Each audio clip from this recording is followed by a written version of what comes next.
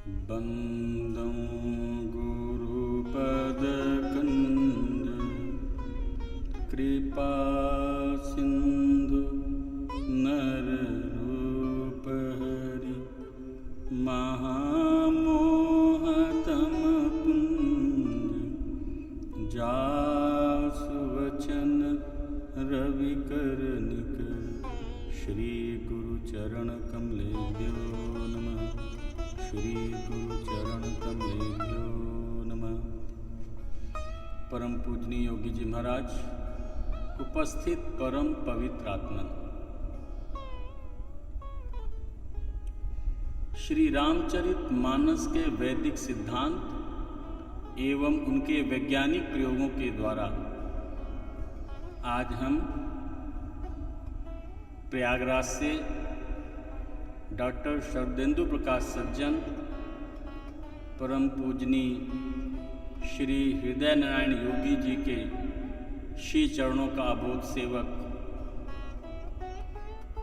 एक वर्तमान समय में जो समस्या हमारे सामने आ गई है और जिस रूप में हम उसको देखने की कोशिश कर रहे हैं वैसा है नहीं। आप सोच रहे होंगे वर्तमान जीवन की किस समस्या के बारे में मैं आपसे चर्चा करने वाला हूं। कोरोना। जी, कोरोना के विषय में मैं आपसे चर्चा करने वाला हूं। और कोरोना को हम प्रकृति का प्रकोप समझें या कोई प्रकृति का दिव्य संदेश पूरी मानवता के लिए। जो मेरी भावना है, हम प्रकृति के द्वारा बनाए गए हैं और हम प्रकृति को माँ कहते हैं। Nature is mother, nature is God, our nature is like a father. प्रकृति जो है पिता के समान है। तो आप बताएं, ये प्रकृति का प्रकोप कैसे हो सकता है? कोई माता पिता अपने बच्चे पर प्रकोप क्यों करें? इसलिए हम इसे प्रकोप की संज्ञा न दें। क्या आप अपने बच्चों के किसी भी गलत कार्य पर प्रकोप करते हैं कि करुणा करते हैं? बच्चे को दिखता तो प्रकोप है, आप गुस्सा होते हैं, उसको डांटते हैं, फटकारते हैं, थप्पड़ भी मारते हैं, लेकिन वह आपका प्रकोप नहीं है, वह बच्चे पर करुणा है। कोई भी माता पिता अपने बच्चे का शत्रु नहीं होता। कोई भी प्रकृति अपनी कृति के लिए, अपने द्वारा जो सृष्टि बनाई गई है उसके लिए वह निर्दयी नहीं हो सकती, क्रूयल नहीं हो सकती, प्रकोप नहीं कर सकती। यह संदेश है। और आज अगर देखें, अभी तो कोरोना मार्च से हम लोग प्रभावित हुए हैं। ये कोरोना से पूरा ग्लोब प्रभावित हुआ है और हमारे आपके मन में एक बात उठती रही है। ये 6 महीने में हम लोगों ने एक विशेष बात देखी है। जिस समय कोरोना के लिए लॉकडाउन लगा उस समय कोरोना के केसेस बहुत कम थे, 2000, 3000, 4000। और उस समय लॉकडाउन था। सब लोगों ने सोचा, और आज भी लोग सोचते हैं, बहुत सारे लोग कहते भी हैं कि मोदी जी का निर्णय सही नहीं है। ये मोदी जी कुछ नहीं है, सारी प्रकृति कंट्रोल कर रही है। प्रकृति, ये प्रतिनिधि बने हैं। जैसे आप अपने घर में जो भी काम कर रहे हैं, जो भी चीज़ कर रहे हैं, आप एक निमित्त हैं, माध्यम हैं। अगर आप सोचते हैं कि मैं अपने बच्चे को पढ़ा रहा हूँ, ये सोच गलत है। मैं अपने बच्चे को दंड दे रहा हूँ, यह भी सोच गलत है। आप निमित्त हैं। आपका कर्तव्य है। एक टीचर अपने बच्चे को प्रेम भी करता है, प्रोत्साहन भी करता है। जब अच्छा लिखता है तो good, very good, 1 star, 2 star, 3 star, smile भी देता है। लेकिन जब वही बच्चा गलती करता है तो पनिशमेंट भी मिलता है। क्यों? मैं कहता हूँ, प्रकृति रूपी माँ जब हमको सही दिशा में देखती है तो हमको कोऑपरेट करती है, प्रोत्साहित करती है, और जब हमको गलत दिशा में देखती है तो रोकने के लिए वह अदृश्य रूप में हमारे ऊपर करुणा करके कोई ऐसा विधान बनाती है कि हम अपने आप रुक जाते हैं। लॉकडाउन में क्या हुआ? हम अपने आप रुक गए। और ये जो प्रकोप आया, जिसे हम प्रकोप समझ रहे हैं, जिस समय कोरोना आया मार्च में, उस समय तो केसेस कम थे तो लॉकडाउन था। मार्च, अप्रैल, मई, 31 मई और जून में अनलॉक 1, जुलाई में अनलॉक 2, अगस्त में अनलॉक 3 और सितंबर में अनलॉक 4 चल रहा है। सब खुल गया और केसेस क्या हो रहे हैं? 80 से 90 हज़ार, 94 हज़ार, 1 लाख के आसपास संक्रमण हो रहा है।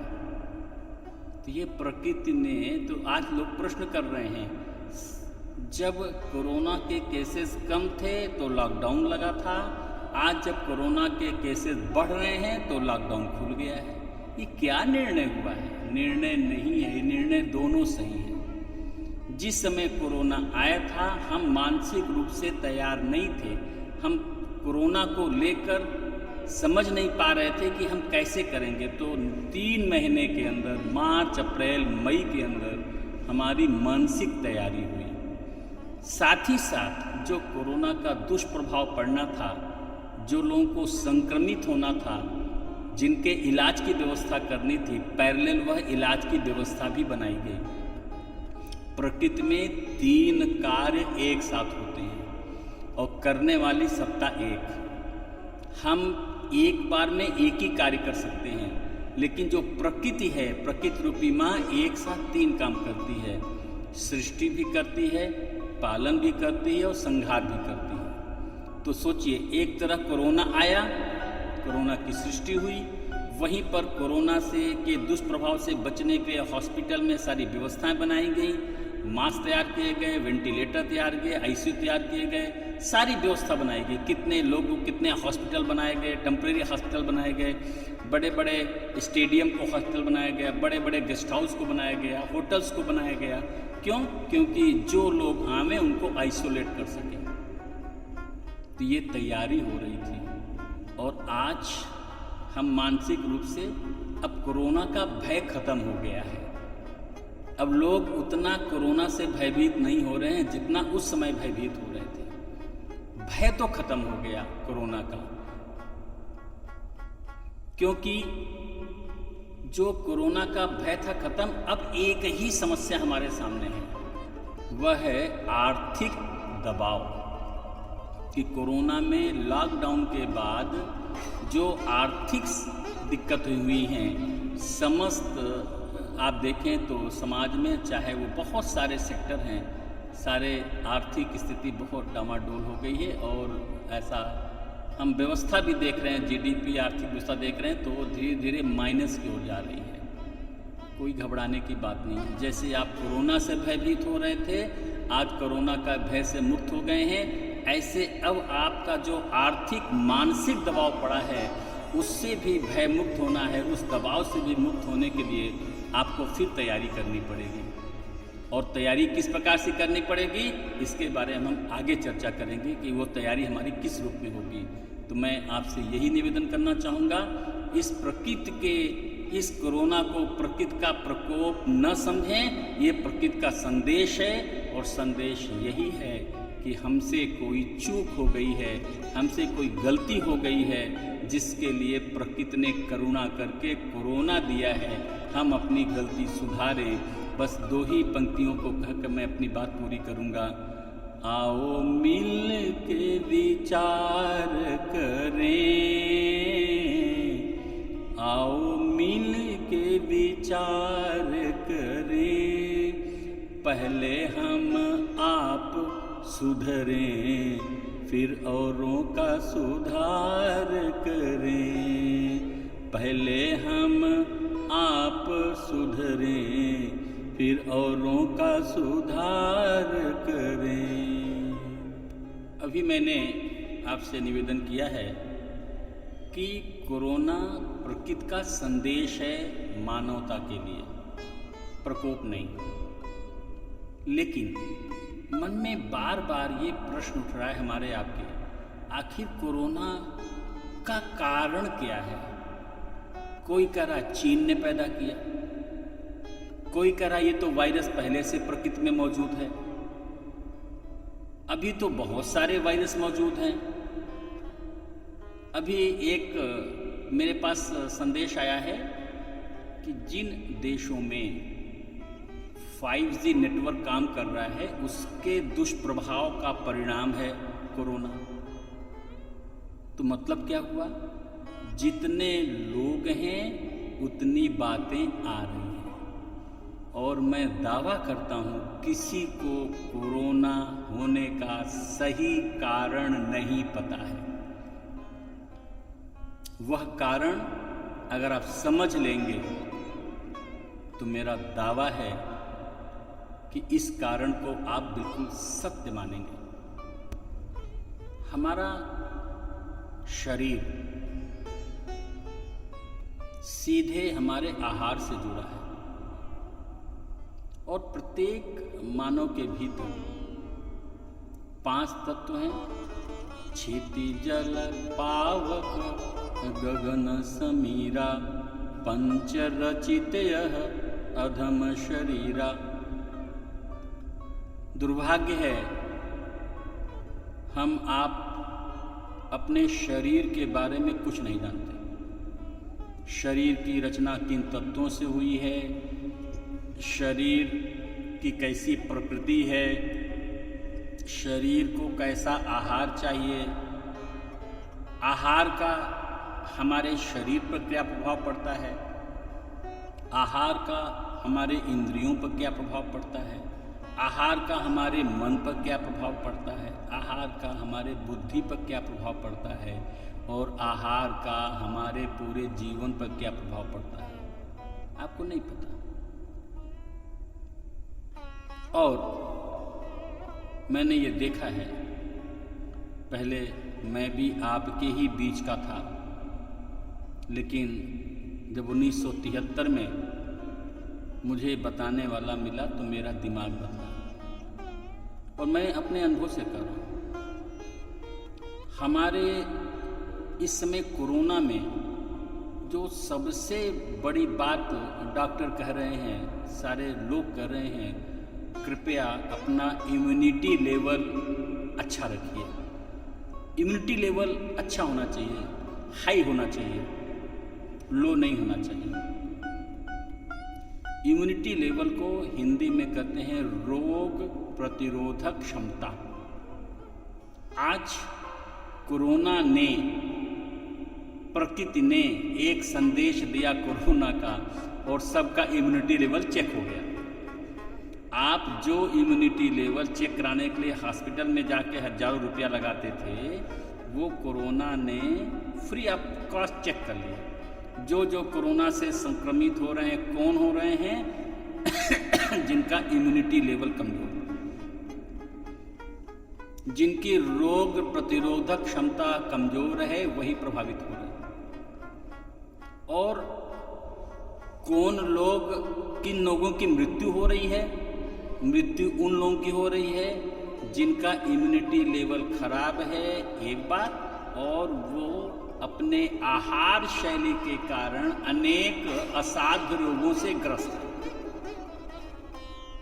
शुगर पेशेंट हो गए, ब्लड प्रेशर हो गए, हार्ट पेशेंट हो गए, किडनी की ट्रबल है, लीवर प्रॉब्लम है, किडनी प्रॉब्लम, गॉल ब्लैडर खराब है, पेंक्रियास खराब है, कोई एंडोक्राइन ग्लैंड्स का हार्मोन्स डिस्टर्ब हैं, उनका इम्यूनिटी लेवल और खराब हो गया, उनकी सर्वाइवल के रेट बहुत कम है। तो प्रकृति में जो हमको मानव शरीर दिया, हम लोगों ने बचपन में पढ़ा है आहार के बारे में, और आहार के बारे में जीव जगत को दो भागों में बांटा गया, एक शाकाहारी, एक मांसाहारी। आप देखते हैं जो आप घर में गाय पालते हैं वो मांसाहारी है कि शाकाहारी? शाकाहारी। उसका पानी पीने का स्टाइल अलग है। जैसे आप पानी सिप करते हैं तो जितने शाकाहारी प्राणी हैं वो पानी सिप करके पीते हैं, चूसते हैं, मुंह लगा दिया, पानी पी लिया।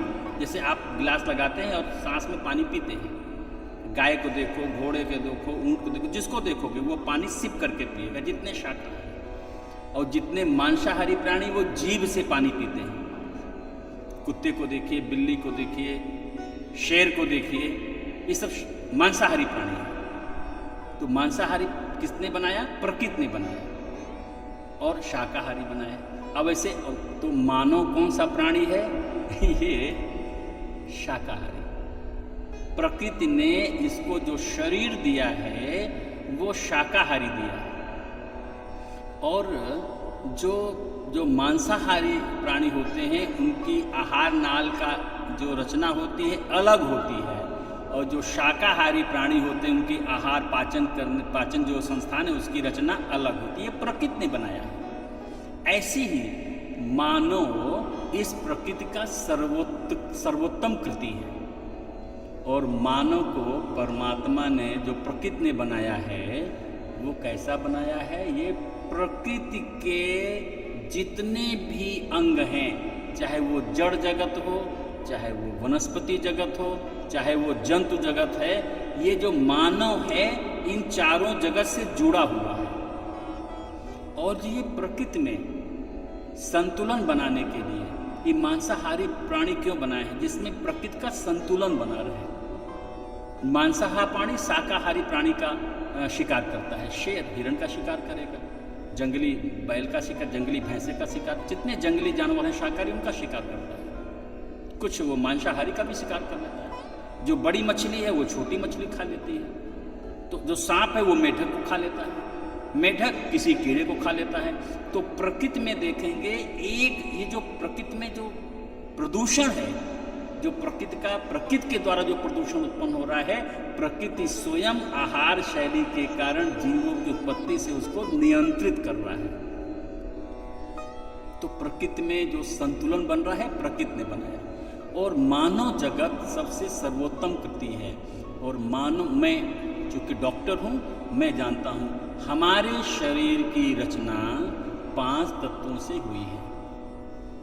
क्षिति जल पावक गगन समीरा, पंच रचित यह अधम शरीरा। पृथ्वी तत्व, जल तत्व, अग्नि तत्व, वायु तत्व, आकाश तत्व, इन 5 तत्वों से रचना हुई है। और जरा इसमें आप देखेंगे इस रचना में कहीं भी मांसाहार का कोई भी तत्व नहीं है। सब 5 तत्वों से बने हैं। पृथ्वी तत्व किसे कहते हैं? जब अन्नमय भोजन, रोटी दाल चावल, और जब हम माँ के दूध से लेके गाय बकरी का दूध पीते हैं तो ये पृथ्वी तत्व मिलता है। बताइए इसमें कोई मांसाहार का नाम आया? नहीं आया। तो पृथ्वी तत्व हमें कहाँ से मिलता है? जो ये शरीर बना है, हम मिट्टी तो खाते नहीं है। तो पृथ्वी तत्व मतलब दूध अनाज से पृथ्वी तत्व मिलता है। जल किससे मिलता है? जब हम मौसम की हरी तरकारियाँ खाते हैं जिसमें जल ही जल होता है, 70% जल लगभग होता है। आप कद्दू डालिए जल छोड़ देगा, लौकी बनाइए जल छोड़ देगा, नेनुआ बनाइए जल छोड़ देगा। जितनी भी हरी सब्जियां हैं वो स्वतः ही जल छोड़ती हैं। तो मतलब क्या हुआ? तो जल तत्व हमको हरी सब्जियों से मिल रहा है, इसमें भी मांसाहार का नाम नहीं आया। फिर आइए अग्नि तत्व, जितने मौसम के अलग अलग फल हैं और प्रत्येक स्थान में अलग अलग ऋतु में अलग अलग फल आते हैं, तो फल से हमको अग्नि तत्व मिलता है, इसमें भी मांसाहार का नाम नहीं आया। फिर उसके बाद वायु तत्व है, जितनी पत्तीदार साग खाते हैं, पालक खाते हैं, चौराई खाते हैं, भतुआ खाते हैं, सरसों का साग खाते हैं, धनिया, पुदीना, तुलसी, बेल, नीम की पत्ती जो इस्तेमाल करते हैं अपने हम औषधि के रूप में और अपने खान पान में, इससे हमको वायु तत्व मिलता है। मांसाहार का नाम आया? नहीं। पृथ्वी तत्व दूध अनाज से, जल तत्व सब्जियों से, हरी सब्जियों से, अग्नि तत्व फल और अंकुरित अनाज से, और वायु तत्व पत्तीदार सलाद से, और आकाश माने जब हम कुछ नहीं खाते हैं, शून्य, तब मुझे आकाश तत्व मिलता है। और आप जो रोगी हो रहे हैं अप्राकृतिक आहार, और एक बात और समझ लीजिए, देखिए आकाश मूल तत्व हुआ, फिर उसके बाद हुआ वायु तत्व, फिर हुआ अग्नि तत्व, फिर हुआ जल तत्व, और पृथ्वी तत्व 1/4। आप देखेंगे पूरे ग्लोब में थल भाग कम है और जल भाग ज़्यादा है। ऐसे ही हमारे शरीर में, पृथ्वी में अगर 70% जल है तो हमारे शरीर में 70% जल है। तो हमारा जो आहार है वो कैसा हो जाए, जिसमें 70% जल तत्व हो, वही हमारे लिए अनुकूल होगा, वही हमारे शरीर के लिए अनुकूल होगा। इसीलिए आप देखें, हम लोग जरा मानस की ओर जाएं तो 14 साल का राम जी का वनवास हुआ, राजा के लड़के हैं, वनवास में गए, तो उनका आहार प्रकृति का आहार है। उन्होंने वहाँ पर आग का पका हुआ खाना नहीं खाया, अनकुक्ड फूड खाया, भगवान की रसोई में बना हुआ 14 साल खाया, और चित्रकूट में रुककर 12 साल अपने शरीर को प्रकृति के अनुकूल बनाया, संतुलन बनाया, अपने आहार को प्रकृति के अनुकूल बनाया, और अपनी इम्यूनिटी लेवल को बढ़ा लिया, अपनी शारीरिक क्षमता को बढ़ा लिया, अपना आत्मबल बढ़ा लिया, और उसी आत्मबल के कारण, उसी शारीरिक क्षमता के कारण, उसी पॉजिटिव थिंकिंग के कारण, उसी इम्यूनिटी लेवल का उन्होंने पद यात्रा करके लंका तक गए और राक्षसों का वध किया। हमारे पांडव लोग 12 साल अज्ञातवास वनवास में गए, 1 साल अज्ञातवास हुआ। अर्थात हमारा जीवन हमारे आहार से जुड़ा है, हमारा शरीर हमारे आहार से जुड़ा है। ये शरीर, अगर मेडिकल साइंस किसी डॉक्टर से बात करेंगे, इसकी जो शरीर की जो वैल्यू है एल्कलाइन बॉडी है, क्षारीय, अम्लीय नहीं है, क्षारीय शरीर है। इसकी पीएच वैल्यू एल्कलाइन है, एल्कलाइन बेस है।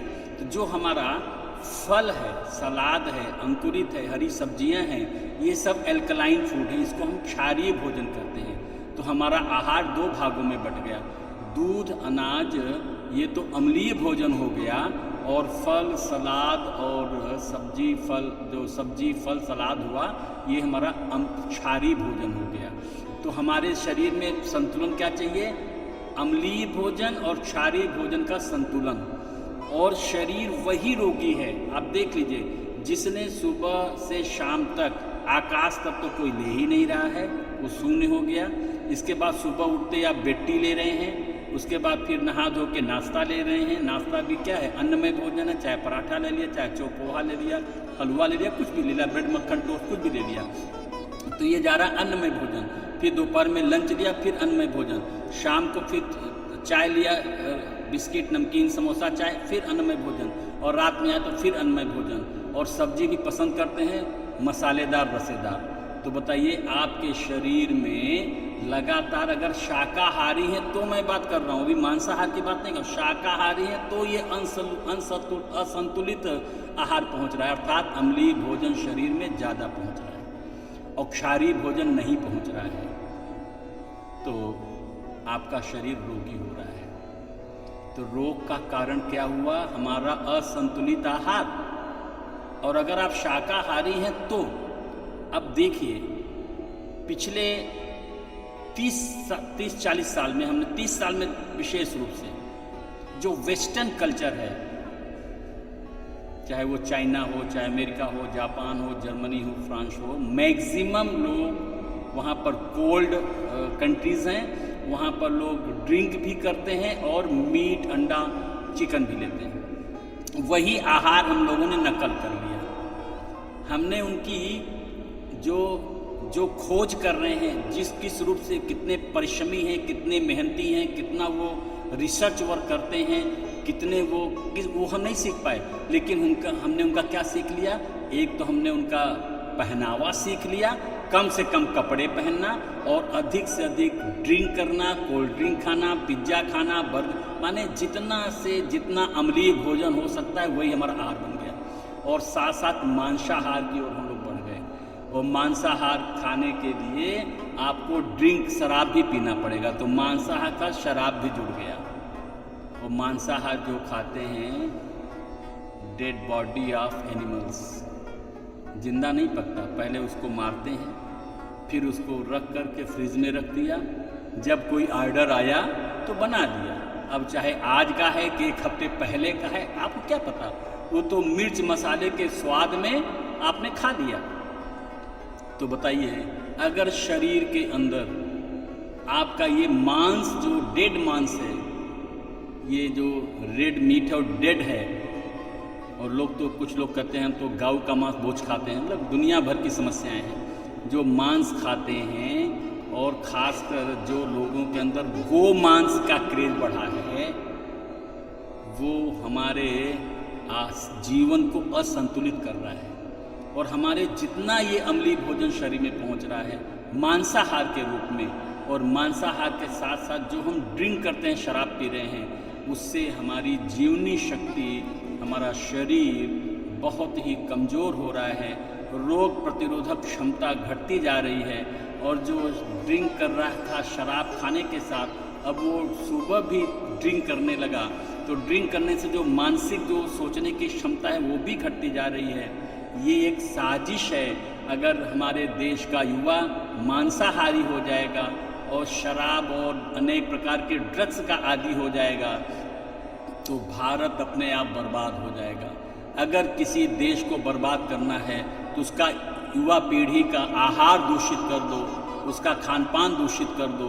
आहार दूषित, विचार दूषित।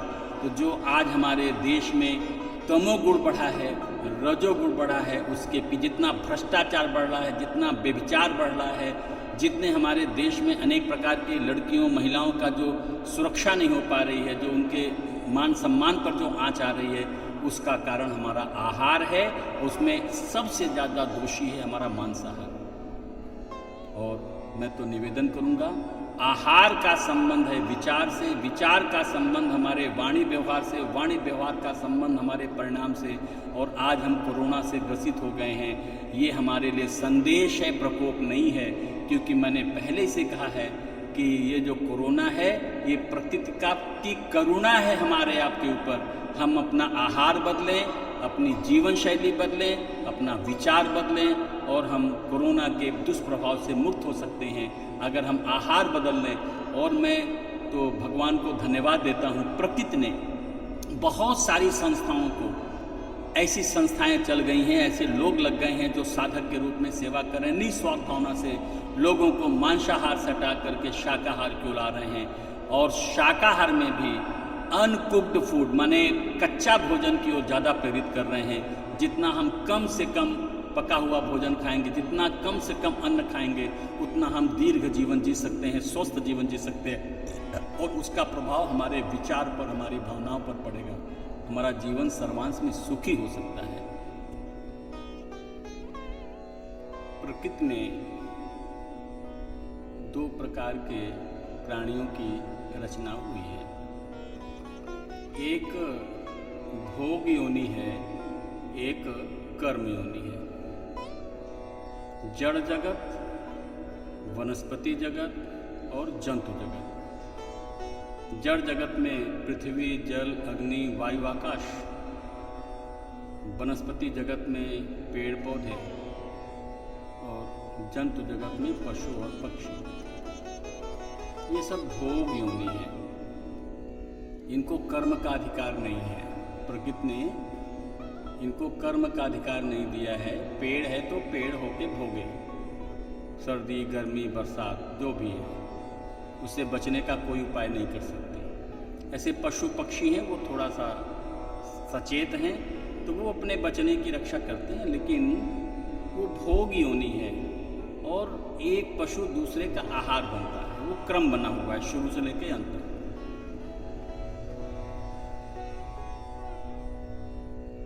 लेकिन मानव जगत भोग योनि नहीं है।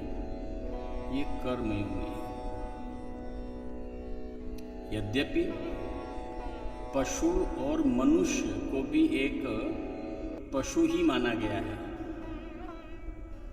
जैसे पशु अन्य जीव जंतु हैं पशु पक्षी, वैसे मनुष्य भी है, क्योंकि ये एक एनिमल है। Human is a animal. और इसको कर्म योनि है, तो कर्म की शक्ति भगवान ने प्रदान की है। 4 गुण सामान्य हैं मनुष्य में भी, अन्य पशु पक्षी में भी। आहार मनुष्य भी करता है, पशु पक्षी भी करते हैं। निद्रा मनुष्य भी नींद से सोता है, पशु पक्षी भी सोते हैं। भय मनुष्य को भी मृत्यु का भय है, पशु पक्षी को भी मृत्यु का भय है। और मैथुन माने संतान उत्पत्ति मनुष्य भी करता है और पशु पक्षी भी करते हैं। तो आहार, निद्रा, भय, मैथुन अगर मनुष्य में भी है तो वो पशु के ही समान है। जैसे पशु वैसे ही है। पशु और मनुष्य में अंतर एक है केवल, विचार की शक्ति, भावना की शक्ति और उसके अनुसार कर्म करने की शक्ति केवल मनुष्य में है। अन्य जीव जंतुओं को यह शक्ति परमात्मा ने, प्रकृति ने नहीं प्रदान किया। इसीलिए मनुष्य सभी प्रकृति की रचना में सर्वोत्तम कृति माना जाता है। और इसीलिए मनुष्य पर भी शासन कर रहा है, जंतु जगत पर शासन कर रहा है, वनस्पति जगत पे कर रहा है और जड़ जगत पर, आकाश, पृथ्वी, जल, अग्नि, वायु सब पर शासन कर रहा है। और आपने भी देखा होगा प्रायः प्रकृति का संतुलन बनाने के लिए एक जंतु दूसरे का शिकार होता है, भोजन होता है, आहार होता है। ये पूरा एक सीरियल चला हुआ है, आप देखेंगे, आपने पढ़ा भी होगा, एक चक्र है पूरा। ठीक इसी प्रकार से मनुष्य का शत्रु आखिर है कौन? पशु से वह बच सकता है तो हाथी को भी कंट्रोल करता है, और सर्कस में तो आपने देखा होगा शेर को भी कंट्रोल करता है, टाइगर को भी कंट्रोल करता है, वो तो सब पर शासन करता है। अरे हमने तो आपने वीडियो में देखा होगा, छोटे बच्चे अजगर के साथ खेल रहे हैं, सांप के साथ खेल रहे हैं। तो मतलब जितने भी विषैले जंतु हैं, पशु पक्षी हैं, उन पर भी मनुष्य शासन कर रहा है। दोष क्या है? मनुष्य स्वयं अपने दुख का कारण है। मनुष्य स्वयं भी अपने ही कर्मों के द्वारा काल का ग्रास बन रहा है। आज हम अस्पताल के गुफा में मुंह में जाकर के स्वयं काल के ग्रास बन रहे हैं। यद्यपि सूत्र क्या है? उद्यमेन ही सिद्ध्यन्ति कार्याण्य मनोरथई नई सुप्तस्य सिंहस्य प्रविशन्ति मुखे मृगा। जैसे एक शेर अपनी गुफा में बैठा हो और गुफा से बाहर शिकार के लिए न निकले तो उसके पास कोई शिकार स्वयं नहीं आएगा। अर्थात शेर को अपने आहार के लिए भाग दौड़ करनी पड़ेगी। लेकिन मनुष्य यह स्वयं अपना ही शत्रु कौन है? मनुष्य है। अपने शरीर के शत्रु कौन है? मनुष्य है। अपने मन का शत्रु कौन है? स्वयं मनुष्य है। अपनी बुद्धि का शत्रु कौन है? स्वयं मनुष्य है। और यही मनुष्य अपना स्वयं शत्रु बनकर स्वयं अस्पताल में जा रहा है मरने के लिए। बताइए दोषी कौन? अस्पताल वाले आपको नहीं बुला रहे हैं, आप जा रहे हैं। आईसीयू में आप जा रहे हैं। क्यों जा रहे हैं? कभी आपने सोचा? नहीं सोचा। सोचिए, विचार करिए। हम आज शरीर से कितने दुखी हैं, मन से कितने दुखी हैं, उसका कारण है कि हमको भगवान ने जो विचार की शक्ति दी, जो दिमाग दिया, जो भावना दिया, उसके अनुसार हमारा आचरण नहीं है, हमारी क्रिया नहीं है। और इसीलिए कहते हैं मनुष्य किसे कहते हैं और पशु किसे कहते हैं। ये मनुष्य तो मनुष्य है, लेकिन ये मनुष्य अभी मनुष्य बनना है। एक और प्रकृति का एक और नियम बहुत जबरदस्त है। शेर से नहीं कहा जाता शेर बनो, वो शेर है। हाथी से नहीं कहते हाथी बनो, वो हाथी है। सांप से नहीं कहते सांप बनो, तुम सांप हो। पेड़ से नहीं कहते पेड़ बनो। लेकिन मनुष्य से कहा जा रहा है। वेद भगवान में कहते हैं मनुर्भव, मनुष्य बनो। तुम्हें मनुष्य बनना है, अभी तुम मनुष्य नहीं हो, केवल शरीर पाए हो। इसीलिए रामचरितमानस में भगवान श्री राम ने स्वयं कहा है, बड़े भाग मानुष तनु पावा, असुर दुर्लभ सद ग्रंथ निगावा। बड़े भाग से मानो शरीर मिला है, मनुष्य बनना बाकी है। इसीलिए वेद भगवान कहते हैं मनुष्य बनो, मनुर्भव। तो मनुष्य की परिभाषा क्या दी गई है, तो आप स्वयं इस सूक्ति से समझ सकते हैं। येषां न विद्या न तपो न दानं, ज्ञानं न शीलं न गुणो न धर्म, ते मर्त्यलोके भुवि भारभूता, मनुष्य रूपेण मृगाश्चरन्ति। येषां न विद्या, जिसके अंदर विद्या नहीं है। विद्या से मतलब है विवेक से। विवेक से मतलब क्या है, हम क्या खाएं और क्या न खाएं। भगवान ने तो सब बना दिया है, मांसाहार से लेकर ऐसा कुछ नहीं जो सामने न हो। अब विवेक बताएगा हमें क्या खाना चाहिए और क्या नहीं खाना चाहिए। तो हमारे पास विवेक ही नहीं है। तो जैसे पशु के सामने जो उसका भोजन आ गया उसने खा लिया, ऐसे हम भी पशु हो गए हैं, जो आ गया खा लिया, विवेक है ही नहीं। और हमारी कोशिश होती है, लोग पूछते हैं भाई दावत है, अरे दावत है तो कुछ और इंतजाम है, केवल दावत ही है। दावत माने कुछ पार्टी शार्टी है कि नहीं, शराब वराब है कि नहीं, मीट मुर्गा है कि नहीं।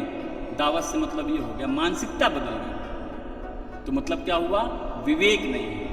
येषां न विद्या, विद्या मतलब कैसे हमको बोलना चाहिए, क्या हमको देखना चाहिए, क्या हमको सुनना चाहिए, क्या हमको सूंघना चाहिए, क्या खाना चाहिए, कैसे जगह पर हमको जाना चाहिए, हाथ से क्या करना चाहिए, कौन सा कर्म करना है, कौन सा कर्म नहीं करना है, कौन सा आहार हमारे लिए उपयोगी है नहीं है, इसका हमको ज्ञान ही नहीं है। तो आप पशु हो गए।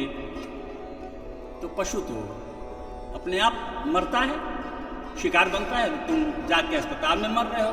पशु को पशु खा रहा है और तुमको मनुष्य खा रहा है। तुम भी तो मनुष्य खा रहे हो। डॉक्टर क्या कर रहे हैं, तुमको खा रहे हैं, तुम्हारा पैसा भी खा रहे हैं, तुम्हारा शरीर भी खा रहे हैं, और बाद में कहते हैं ही इज नो मोर। तो क्या नहीं, विद्या नहीं। येषां न विद्या न तपो, जानवर भी, पशु भी, शेर भी अपने आहार के लिए कठोर तप करता है, भाग दौड़ करता है, परिश्रम करता है, श्रम करता है। और तुम बिना श्रम के खाना चाहते हो, मेहनत न करना पड़े, तप न करना पड़े। अगर तप नहीं करोगे तो अच्छे विद्यार्थी नहीं हो सकते, अगर तप नहीं करोगे तो अच्छे महात्मा नहीं हो सकते, अगर तप नहीं करोगे तो अच्छे राजनीतिक नहीं हो सकते। अर्थात हमारे जीवन में तप आधार है। और श्री रामचरितमानस में तो शिव जी ने कह दिया, तप आधार सब श्रेष्ठी भवानी। अरे भैया, माँ भी तप करती है 9 महीने बच्चे को गर्भ में रखकर, तब बच्चा 9 महीने बाद आता है। यह भी तो एक तप है। और जब बच्चा जन्म लेता है तो यद्यप कहते हैं जन्मत मरत दुसह दुख होई, लेकिन वह पीड़ा भी माँ बर्दाश्त करती है, तप करती है, तब बच्चे का मुंह देखकर वो खुश होती है। अर्थात तप हमारे जीवन का आधार है। और तो और तप की कितनी महिमा मानस में की गई।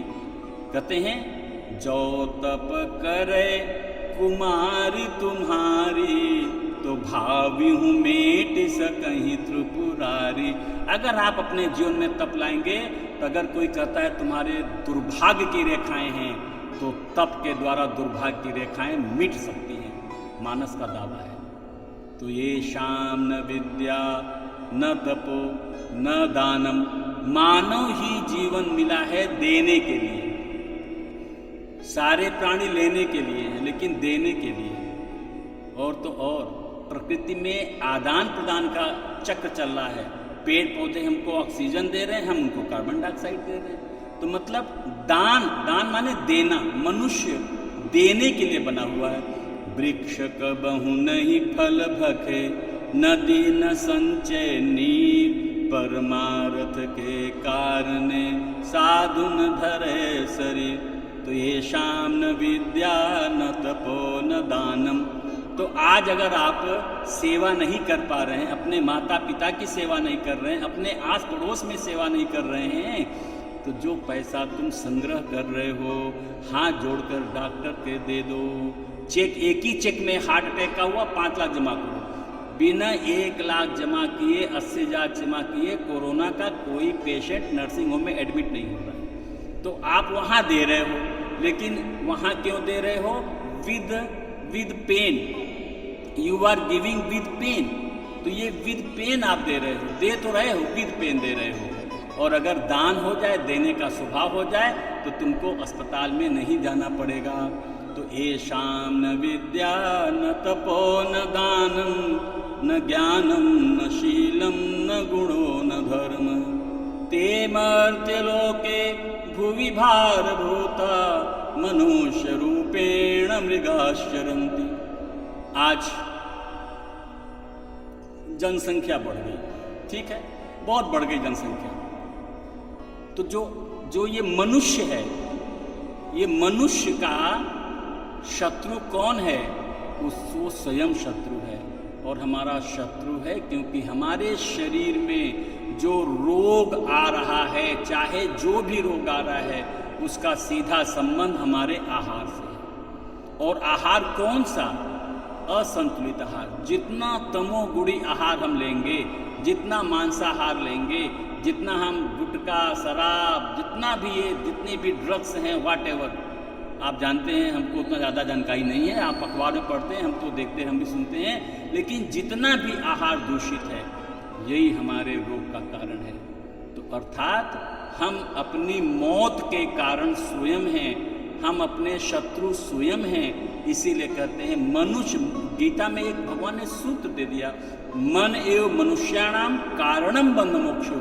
यह मानव का, चूंकि हमारे भीतर मन है, मन किसे कहते हैं? विचार और भावना से बनता है मन। चूंकि मन है और मन से हम बनते हैं मानव, मन से बनते हैं मनुष्य। तो सूत्र आया मन एवं मनुष्याणाम कारणम बंध मोक्षो। जब हमारा मन तमोगुणी प्रभाव में आकर आहार तमोगुणी करता है, तो हम अपने शरीर के शत्रु बन जाते हैं। इसी प्रकार से हमारा मन ही हमारे मुक्ति का कारण है और हमारे बंधन का कारण है। हम चाहें तो जो अभी हमारा मन हमारा स्वयं शत्रु बना है आहार के द्वारा, विचार के द्वारा, और हम चाहें तो अपने आहार का परिवर्तन करके, अपने विचार का परिवर्तन करके हम अपने मन, अपने इस समस्त क्लेशों से मुक्त हो सकते हैं।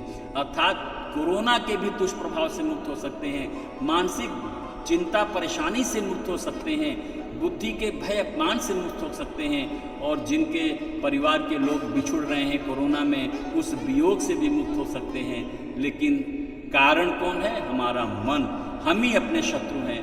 इसलिए भैया मैं तो यही निवेदन करूंगा, मनुष्य कर्म प्रधान है, कर्म का अधिकार दिया गया है, लेकिन फल का अधिकार इसके हाथ में नहीं है। तो जैसा कर्म हम कर रहे हैं, तो हमारा कर्म ही हमारा शत्रु बन गया। हम कर्म क्यों कर रहे हैं? अपने विचार भावना से जुड़कर। तो हमारा शत्रु कौन बन गया? हमारा विचार, हमारी भावना। इसी विचार भावना से हमारा मन बनता है, इसीलिए हमारा मन शत्रु हो गया, और मन ही मनुष्य का शत्रु है। तो अगर अपने मन को आप सही दिशा में ले लें, असत नहीं यह प्रभुमय दुनिया, और नहीं है यह दुखदाई, दिल दिमाग को सही दिशा दें तो बन सकती है सुखदाई। जन को प्रभु देते हैं सब कुछ, लेकिन जन तो बनना सीखें। ईश हमें देते हैं सब कुछ, हम भी तो कुछ देना सीखें। और कोरोना तो एक वर्तमान समय की समस्या है, और प्रकृति में जो 3 गुण हैं सतोगुण, रजोगुण और तमोगुण। जब जब इन गुणों का असंतुलन हुआ, असंतुलन से मेरा अभिप्राय है जब जब रजोगुण बढ़ा है तो समानांतर में तमोगुण बढ़ा है। और कोरोना से पहले चाहे आप न्यूज़पेपर पढ़िए, प्रिंट मीडिया, चाहे सोशल मीडिया पढ़िए, लोग कहते हैं बाप रे बाप कितना बड़ा कलयुग आ गया, घोर कलयुग आ गया। छोटी छोटी बच्चियां सुरक्षित नहीं है, वृद्ध माताएं सुरक्षित नहीं है, युवतियां सुरक्षित नहीं है। दिल्ली ऐसे, बॉम्बे ऐसे शहरों में, बेंगलोर ऐसे शहरों में, कलकत्ता ऐसे शहरों में जिसे हम अति विकसित क्षेत्र कहते हैं, वहां पर पशुता का जो नंगा नाच हो रहा है, क्या यह प्रकृति का असंतुलन नहीं है? क्या यह तमोगुण का दुष्प्रभाव नहीं है? सारे मानव के भीतर एक दानव वृत्ति आ रही है, राक्षसी वृत्ति आ रही है। इसी राक्षसी वृत्ति का नाम है तमोगुण। त्रेता युग में तमोगुण का प्रतीक बना रावण, तो उसके लिए प्रकृति ने राम के रूप में अवतार लिया और उस तमोगुण का समाधान किया। यही तमोगुण द्वापर में दुर्योधन कौरवों की ओर से आया, तो पांडवों को माध्यम बना के भगवान श्री कृष्ण ने उस तमोगुण का विनाश किया।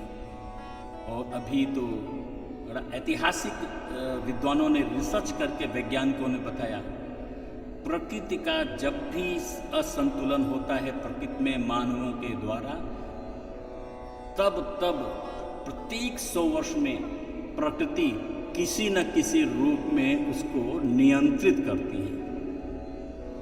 तो आज हमारे जीवन में ये जो कोरोना है उसका कारण है रजोगुण तमोगुण का दुष्प्रभाव।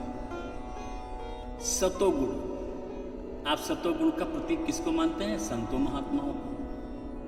आप सतोगुण का प्रतीक मानते हैं समाज सेवियों को। आप सतोगुण का प्रतीक मानते हैं राजनेताओं को। आप सतोगुण का प्रतीक मानते हैं धार्मिक अनुष्ठान करने वाले लोगों का, सोशल वर्क करने वालों का। कोई गौशाला चला रहा है, कोई वृद्धाश्रम चला रहा है, कोई अनाथालय चला रहा है, कोई महिला नारी संरक्षण केंद्र चला रहा है, कोई अंध विद्यालय चला रहा है। और जाके अंदर देखिए तो मालूम पड़ेगा लोगों तो सतोगुण का है, लेकिन उसके पीछे से रजोगुण तमोगुण पुष्ट हो रहा है। माध्यम कुछ बना और उद्देश्य की पूर्ति हो रही है तमोगुण और रजोगुण। क्या यह असंतुलन नहीं है प्रकृति में? दूसरी बात, जरा विचार करें, जब हम तन से दुखी होते हैं तो किसी डॉक्टर और अस्पताल की शरण में जाते हैं, और जब मन से दुखी होते हैं तो किसी संत की शरण में जाते हैं, किसी आश्रम में जाते हैं, किसी गुरु की शरण में जाते हैं। और मुझे माफ़ करिएगा, क्षमा मांगते हुए, मैं किसी का अपमान नहीं कर रहा हूँ। मैं भी डॉक्टर हूँ और मैं भी आज श्री रामचरितमानस के वैदिक सिद्धांतों और उनके वैज्ञानिक प्रयोगों का दिव्य संदेश आप तक पहुँचाने का पुनीत कार्य भी कर रहा हूँ। उस कटघरे में मैं भी खड़ा हूँ, as a doctor, as a संत। मैं संत नहीं हूँ, लेकिन चूँकि वह कार्य कर रहा हूँ तो आप मुझे कह सकते हैं, लेकिन मैं हूँ नहीं। जब तन से दुखी होते हैं तो डॉक्टर की शरण में, और मन से दुखी होते हैं तो संत की शरण में। बताइए, अपने दिल पे हाथ रख के पूछिए, क्या दोनों कमर्शियल नहीं हो गए हैं? दोनों का दृष्टिकोण रजोगुण तमोगुण नहीं हो गया है? और अभी तो कोरोना में बहुत सारे लोगों ने फेसबुक पर, सोशल मीडिया पर, प्रिंट मीडिया पर आया कि कोरोना के नाम पर लोगों को डेड बॉडी नहीं दी जा रही है, उनके कीमती अंगों को निकाल लिया जा रहा है। क्या ये रजोगुण तमोगुण का दुष्प्रभाव नहीं है? दूसरी बात, किसी हॉस्पिटल में जाइए, उनका उद्देश्य आपका स्वास्थ्य नहीं है, उनका उद्देश्य आप कितना दे सकते हैं। और ऐसे ही राजनीति में जाइए, जो लोग मैं नाम किसी का नहीं लूँगा, जो लोग कभी एक रोटी के लिए मोहताज थे, साइकिल भी नहीं थी घर में, आज उनके पास उनकी 10 पुश्तें, अगर वो रोज़ाना 1000, 2000, लाख रुपया खर्च करें, 1 लाख पर डे, तब भी पैसा ख़त्म नहीं होने वाला। नाम नहीं लूँगा। ये रजोगुण तमोगुण का संचय नहीं तो क्या है? हम लोगों को धर्म के नाम पर लड़ा दें, अपना तमोगुण रजोगुण। मैं ये कहना चाह रहा हूँ कि चाहे वो राजनीति का क्षेत्र हो, चाहे वो शिक्षा का क्षेत्र हो, चाहे वो धर्म का क्षेत्र हो। अब डॉक्टर की बात की, अब संत की बात आते हैं। संत के चाहते हैं, संत भी कॉमर्शियल हो गए। और विगत 2 साल 3 साल पहले नामी गिरामी संत जिनके नाम से लोग कितना अपने को आनंद महसूस करते थे, वो जेल में रजोगुण तमोगुण के दुष्प्रभाव से ही तो जेल में बंद हैं। क्या यह हमारे आध्यात्मिक निष्ठा पर कुठाराघात नहीं है? क्या यह तमोगुण रजोगुण का दुष्प्रभाव नहीं है? हमारी धार्मिक आस्थाओं पर चोट नहीं है? हमारी मान्यताओं पर चोट नहीं है? है। एक बात समझ लीजिए, यह जो सृष्टि है, प्रकृति कर्म प्रधान है। हम कर्म करने के लिए स्वतंत्र हैं। भगवान ने विचार की शक्ति दी, चाहे जिस विचार से लोगों को प्रभावित करके अपना रजोगुण तमोगुण का स्वार्थ सिद्ध कर लीजिए। अपनी भावना से लोगों को प्रभावित करके अपना रजोगुण तमोगुण का स्वार्थ सिद्ध कर लीजिए। अपने किसी न किसी बाह्य आचरण के द्वारा, कार्य के द्वारा, क्रिया कर्म कांड के द्वारा अपना रजोगुण तमोगुण का स्वार्थ सिद्ध कर लीजिए। लेकिन मेरे प्यारे मित्रों, फल आपके हाथ में नहीं है। कर्म करने की स्वतंत्रता है, फल की स्वतंत्रता नहीं है। तो इसीलिए कहते हैं, कर्म प्रधान विश्व रचि राखा, जो जस करई सो तस फल चाखा। अगर आज डॉक्टर भी परेशान हैं और संत भी परेशान हैं, तो उनके कर्मों का परिणाम है। अगर आज हम भी कोरोना से परेशान हैं, तो हमारे कर्मों का परिणाम है। काहुन को सुख दुख कर दाता, और निज कृत कर्म भोग सब भ्राता। जरा विचार करिए, आज से 30-40 साल पहले चलते हैं, बहुत दूर नहीं जाना, 30 साल पहले हम सब जितने भी लोग बैठे हैं, भारत एक कृषि प्रधान देश है। हम लोग अमेरिका से नहीं आए, हम लोग भारत से हैं। भारत कृषि प्रधान देश है। हम लोगों का संबंध किसी न किसी का दूर दराज अपने पूर्वजों का, पुरखों से, गांव से संबंध है। जब हमारे पास आर्थिक बहुत संपन्नता नहीं थी, ज़्यादा पैसे नहीं थे, पक्के मकान नहीं थे, 4 पहिया गाड़ी और बाइक नहीं था, एक बैलगाड़ी होती थी घर में, साइकिल होती थी, और 2 जून की रोटी दाल चलती थी, तो कितना घर में प्रेम था, भाइयों में कितना प्रेम, माता पिता का कितना प्रेम। जैसे जैसे ये संपन्नता बढ़ी है, वैसे वैसे क्या आपको अब भी वही प्रेम आपके जीवन में है? क्या आप बड़ों का आदर करते हैं? क्या अपने छोटों से प्रेम है? नहीं है। तो आप सही दिशा में जा रहे हैं? अपने से पूछिए, क्या मैं सही दिशा में हूँ? क्या मुझे, अगर मैं रजोगुण के प्रभाव में आकर और तमोगुण के प्रभाव में आकर अगर अपने माता पिता का आदर नहीं करते और उनको हम वृद्धाश्रम में डालते हैं, छोटे भाइयों, अपने छोटे भाई बहनों से अगर हम प्रेम का व्यवहार नहीं करते, उनको दुत्कार करके हम किसी बाहर से दोस्ती करते हैं, तो परिणाम क्या होगा? सबके सामने है। ये रजोगुण तमोगुण आपके जीवन को बर्बाद कर देगा। आप नशे की लत में चले जाएंगे। आप दुनिया के तमोगुण के अनेक मार्ग हैं, उसमें भटक जाएंगे, और भटकने के पश्चात आपका जीवन भी नष्ट हो जाएगा। यही है रजोगुण तमोगुण। और हम लोग बहुत दिनों से सोच रहे हैं कि क्या ये रजोगुण तमोगुण बढ़ता जा रहा है, क्या होगा, कैसे रुकेगा? आज कोरोना ने रोक लिया सबको। रजोगुण रुका है, रजोगुण रुका। लोगों के पास पैसे की आमदनी कम हो गई, बड़ी बड़ी फैक्ट्रियों की हालत ख़राब है, पता नहीं कितने तो नौकरी छूट गई और कितने लोगों ने लोन लिया था, ईएमआई देने की हिम्मत नहीं है। और मैं बहुत सारे लोगों को जानता हूँ, अपने मित्रों को जो विभिन्न व्यापार के सेक्टर में हैं, वो कहते हैं भैया 15 से 20% की सेल चल रही है, इतना तो हमारे अपने दुकान का खर्चा ही मेंटेन नहीं हो पा रहा है, आमदनी तो भूल जाइए। ये रजोगुण घटा, जैसे जैसे रजोगुण घटेगा तमोगुण भी घटेगा। तो ये प्रकृति ने क्या किया है, कोरोना, ये रजोगुण तमोगुण सतोगुण का असंतुलन हो गया। सतोगुण धीरे धीरे दब गया और रजोगुण तमोगुण बढ़ गया। प्रकृति ने क्या किया, 2014 में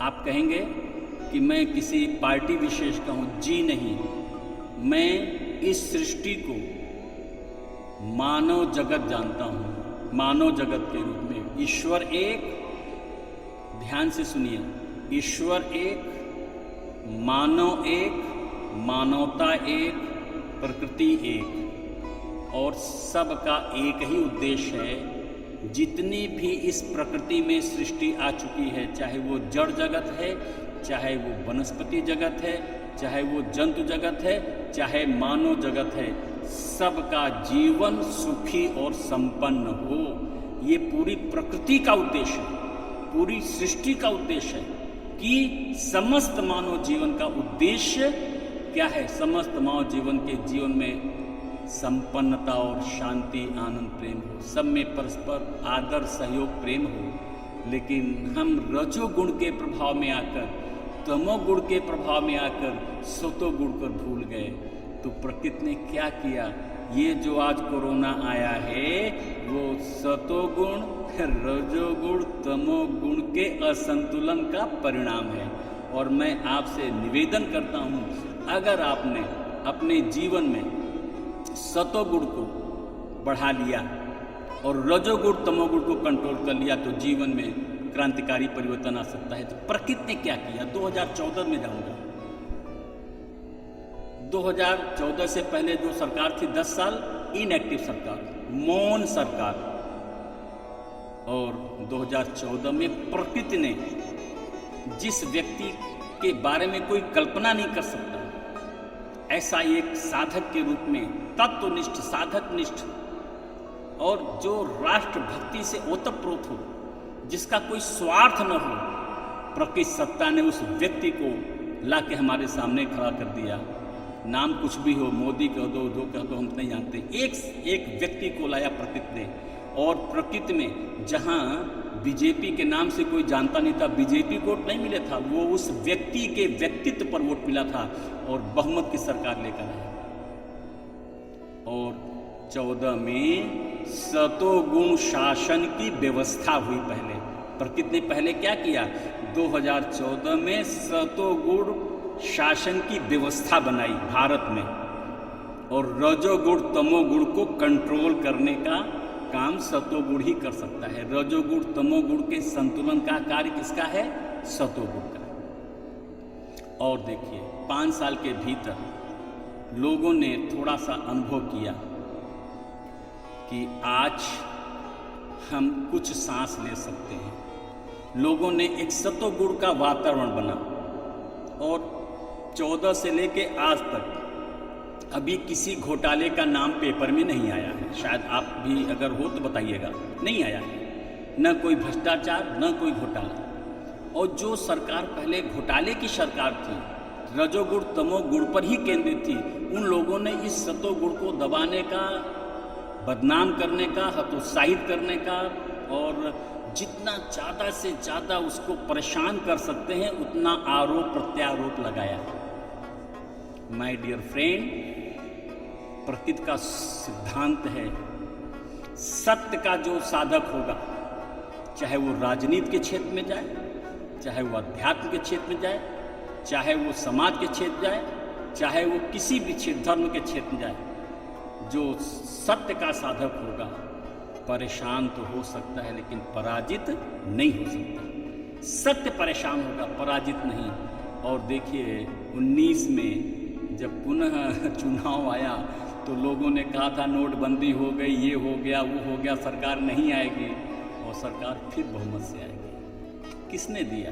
ये प्रकृति ने कंट्रोल किया है माय डियर फ्रेंड। और दूसरे काल में तो जब 6 साल में सतोगुण का वातावरण निर्माण करके कोरोना ला दिया प्रकृति ने, कि शासन तो व्यवस्था हो गई सतोगुणी, लेकिन प्रजा को भी तो सतोगुणी होना है, रजोगुण तमोगुण को संतुलन बनाना है। तो कोरोना आ गया। तो कोरोना में क्या किया हमको? पहले तो हमारा तमोगुण रोक दिया, तमोगुण रोक दिया, सब दुकान बंद, शराब, मीट, मुर्गा सब बंद, होटल रेस्टोरेंट बंद, सिंगापुर, थाईलैंड, बैंकॉक बंद। क्या हो गया? ये क्या हो गया? तमोगुण रुका। तो तमोगुण के तो बिल्कुल जान से मार दिया गया। और रजोगुण भी कंट्रोल किया। कैसे? जिसके अब दुकान सब बंद, तो जिसके पास जितना रजोगुण, जितना रुपया पैसा, उसी से रोटी दाल आपने खाया। और सतोगुण के साधक ने आपसे निवेदन किया था, भैया कोरोना है, कोरोना के साथ ये आपदा है, इसको अवसर में बदलिए। अभी तक जैसा आप जीवन जीते थे उसको भूल जाइए, जैसा आप खान पान खाते थे उसको भूल जाइए, जैसे आपकी परंपराएं थी उसको भूल जाइए, जैसे आपके रीति रिवाज थे भूल जाइए, और जो आज तक आप व्यापार करते थे उसको भूल जाओ, नए सिरे से सोचो। किसने विवश किया है? कोरोना ने। कोरोना क्या है?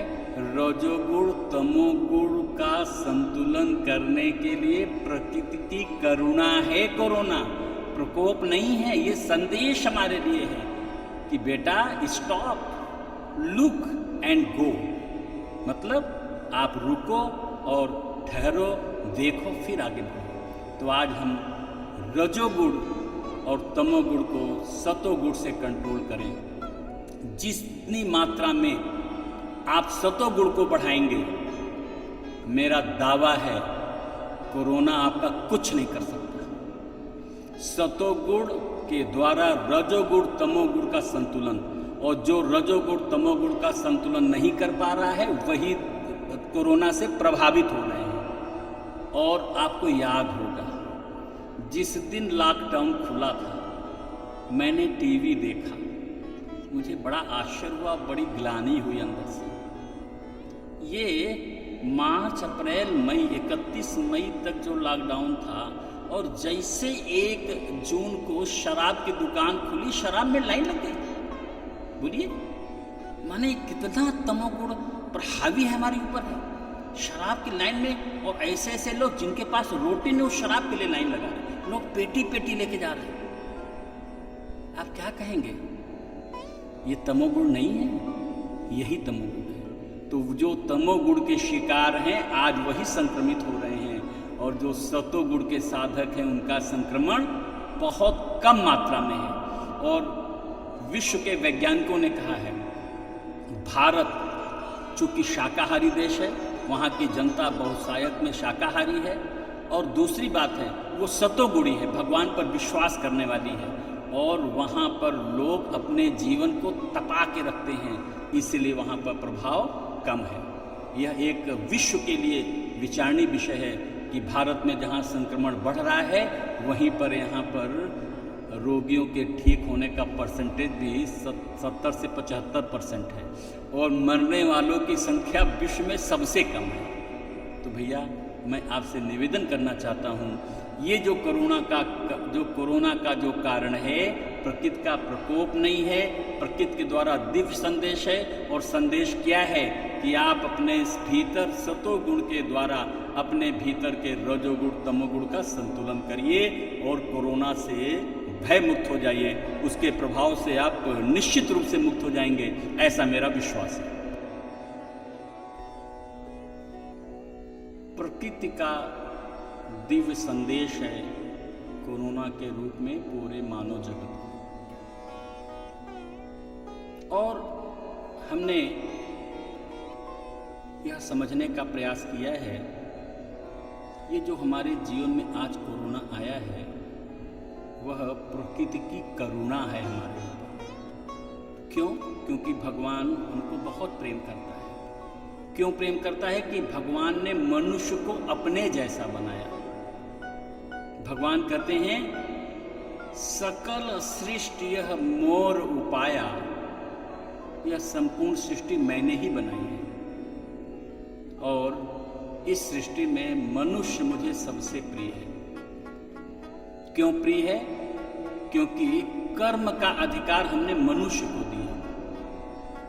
ये मनुष्य कर्म का अधिकार पा करके वह परमात्मा के नजदीक तक पहुंच सकता है। और हमने अपने जीवन में अनेक संतों का इतिहास पढ़ते हैं, देखते हैं। साधारण मनुष्य से वह किस तत्व तक आत्म तत्व से परमात्मा तत्व तक पहुंच गए। स्वामी रामकृष्ण परमहंस एक संत हैं, रामकृष्ण परमहंस, महर्षि रमन, अरविंद, ऐसे बहुत सारे संत हैं। लेकिन मनुष्य को भगवान ने जो कर्म का अधिकार दिया था वह अपने तक पहुंचने के लिए। कर्म का अधिकार पाकर मनुष्य ने अपने कर्म के अधिकार को खो दिया, अपने दायित्व को भूल गया, अपने कर्तव्य को भूल गया कि मैं किस लिए आया था। और भगवान ने ये मानव साधन दिया है। मानव शरीर क्या है? साधन। बड़े भाग मानुष तनु पावा, असुर दुर्लभ सद ग्रंथ निगावा। साधन धाम मोक्ष कर द्वारा, और पाए न जहीं पर लोक संवारा। सो परत्र दुख पावई, और सिर धुनि धुनि पछिताई। काल ही कर्म ही ईश्वर मिथ्या दोष लगाए। का विचार करें, यह मानव इस जीवन को देखकर भगवान को कितनी तकलीफ होती है। कोई भी पुत्र को गलत दिशा में देखकर उसके जीवन को, बच्चा अपने जीवन को अपने ही कारण नरकी बना ले, सारे साधन संपन्न होते हुए भी, तो माँ बाप को बहुत कष्ट होता है। तो आज यह मानव, जो भगवान ने इसको एक दिव्य वरदान दिया, कर्म का अधिकार दिया, कर्म योनि बनाया, भोग योनि से ऊपर बनाया। और कैसे बनाया? कबहू की करे करुणा नर देही, देत ईश बिनु हेतु सनेही। हमारा जो आध्यात्मिक विज्ञान है कहता है, स्पिरिचुअल साइंस कहता है, हम पहले 84 लाख योनियों में, भोग योनि में अपने कर्मों का दुख भोग रहे थे, रो रहे थे, बिलख रहे थे, तड़प रहे थे, भगवान से माफी मांग रहे थे, भगवान मुझे क्षमा करो, मुझे क्षमा करो। भगवान की करुण कृपा कटाक्ष हो गई उस जीव पर, तो भगवान ने क्या कर दिया? उस जीव को मानव जीवन दे दिया। तो ये जो मानव जो मिला है, भगवान की कृपा से मिला है। और इस कृपा से मिले हुए मानव जीवन को, जिसमें भगवान ने कर्म का अधिकार दिया है, हम उस जीवन के उद्देश्य को भूल गए। बचपन में हमको पढ़ाया गया, वह शक्ति हमें दो दया निधे, कर्तव्य मार्ग पर डट जामे। पर सेवा पर उपकार में हम जग जीवन सफल बना जामे। छल दंभ द्वेष पाखंड द्वेष, अन्याय से निस दिन दूर रहे। जीवन हो शुद्ध सरल अपना, निज प्रेम सदा नित बरसावे। भगवान ने जो जीवन दिया है वो कर्तव्य के लिए दिया है। हम कर्तव्य भूल गए और कहाँ चले गए? हमारा आहार, हमारा विचार सब पशु योनि का चला गया। जैसे शेर मांस का शिकार कर रहा है, वो तो जिंदा कर रहा है, हम तो मुर्दा खा रहे हैं। आप सोचिए, हमारा आहार दूषित, हमारा विचार दूषित, हमारा व्यवहार दूषित, हमारी वाणी दूषित, क्या बचा है? कुछ भी नहीं बचा। और हमने अपने जीवन को स्वयं नरकी बना लिया अपने आहार से। एक बात समझ लीजिए, हमारे शरीर का गहरा संबंध हमारे आहार से है। बिना आहार के हम नहीं रह सकते। आहार का गहरा संबंध हमारे विचार से है। जैसा खाएंगे अन्न वैसा बनेगा मन, जैसा होगा आहार वैसा होगा विचार। अगर आप तमोगुणी मांसाहारी आहार खा रहे हैं, शराब पी रहे हैं, नशा कर रहे हैं, तो आपका विचार भी वैसा हो जाएगा। तो दोषी कौन? शराब बनाने वाला कि शराब पीने वाला? मांस बेचने वाला कि मांस खरीद कर बनाकर खाने वाला? अरे भैया, प्रकृति में तो सब कुछ बना हुआ है, लेकिन विवेक भी तुमको दिया है कि हम मनुष्य हैं, हमारा क्या कर्तव्य है, हमें कर्म का अधिकार मिला है, तो हम कौन सा कर्म करें। कर्म से मतलब हम किस प्रकार का आहार लें, किस प्रकार का वाणी बोलें, किस प्रकार का अपने व्यवहार करें अपने आसपास, उससे हमारा मानव जीवन संपन्न और सुखी बनेगा। अगर आज हम अभाव अशांति के शिकार हुए हैं, अगर हम रोग शोक भय वियोग के शिकार हुए हैं, तो इसका दोषी न कोई व्यक्ति है, न कोई प्रकृति है, न कोई परिस्थिति है, न कोई घटना है। इसके दोषी हम स्वयं हैं, हम स्वयं जिम्मेदार हैं। अगर आप आज भी प्रकृति के इस दिव्य संदेश को सुनने का सामर्थ्य रखते हैं और समझने का सामर्थ्य रखते हैं, तो आपके जीवन से दुख मिट जाएगा। मैं दावा करता हूँ, रामचरितमानस का दावा है, और मैं वहीं पर अपनी बात को, वाणी को विराम भी दूंगा। जो यही कथही स्नेह समेता, कहीं है सुनी है समुझ सचेता, हुई है राम चरण अनुरागी, कलिमल रहित सुमंगल भागी। अर्थात अगर आप अपने विचार को बदलेंगे तो वाणी बदलेगी, अगर अपनी भावना बदलेंगे तो व्यवहार बदलेगा। लेकिन माय डियर फ्रेंड, विचार भावना का संबंध तो आपके आहार से है। तो करही, रामचरितमानस में फिर दिव्य संदेश दिया आहार के लिए, करही आहार शाक फल कंदा। आपका आहार शाक फल कंद होना चाहिए, अनाज कम से कम। और हम क्या कर रहे हैं? जो पशुओं का भोजन है वो आहार हम मनुष्य होके कर रहे हैं। तो बताइए, आप कर्म योनि से कहाँ जा रहे हैं? अपने को भोग योनि में धकेल रहे हैं। कोई किसी को भोग योनि में नहीं ले जा रहा है। ये मनुष्य स्वयं अपने विचार से, अपने आहार से, अपने व्यवहार से, अपने आचरण से ही भोग योनि में जा रहा है, और भगवान को दोषी बनाता है कि हम तो भोग रहे हैं, तो हमारा समय खराब है, हमारा कर्म खराब है। तो मतलब क्या है? ये जो हम दोषी बना रहे हैं, तो ये दोषी भगवान नहीं है।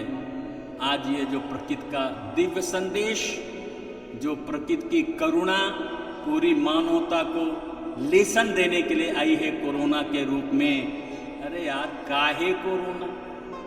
कोरोना माने काहे कोरोना? अपने को सुधारो ना। काहे कोरोना? अपने को सुधारो ना। ये प्रकृति रूपी माँ कहती है, बेटा काहे कोरोना, अपने को सुधारो ना। तुम तो तमोगुणी हो गए, रजोगुणी हो गए, तुम्हारा आहार दूषित हो गया, तुम्हारा विचार दूषित हो गया। तुम न बेटी देख रहे हो, न बहन देख रहे हो, कहाँ चले गए तुम? हमने तुमको बनाया किस लिए था? तुम कहाँ चले गए? तो बेटा रो मत। कोरोना, काहे कोरोना? बेटा सुनो ना और अपने को सुधारो ना। तो कोरोना आपको संदेश दे रहा है, क्या हो जाए? हम तमोगुण को छोड़ें तुरंत, और रजोगुण को कंट्रोल करें, और सतोगुण के मार्ग पर चलें।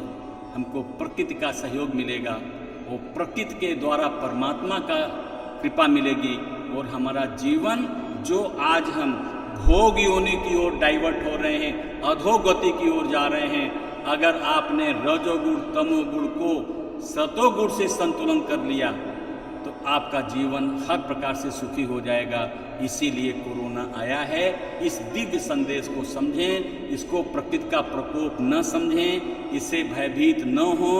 और पूरे राजनेता भी कर रहे हैं, हमारे अग्रणी भी कर रहे हैं, डॉक्टर भी कर रहे हैं, सब जितने भी अच्छे अच्छे संत लोग हैं सब कर रहे हैं। कोरोना से डरो मत, कोरोना के साथ जीने का अभ्यास करो। जीने का अभ्यास मतलब मृत्यु में पहले तुम्हारे यहाँ कितनी भीड़ लगती थी, अब 20, 25, 50, 100 बस। तो तुम्हारा पूरा कल्चर बदल रहा है।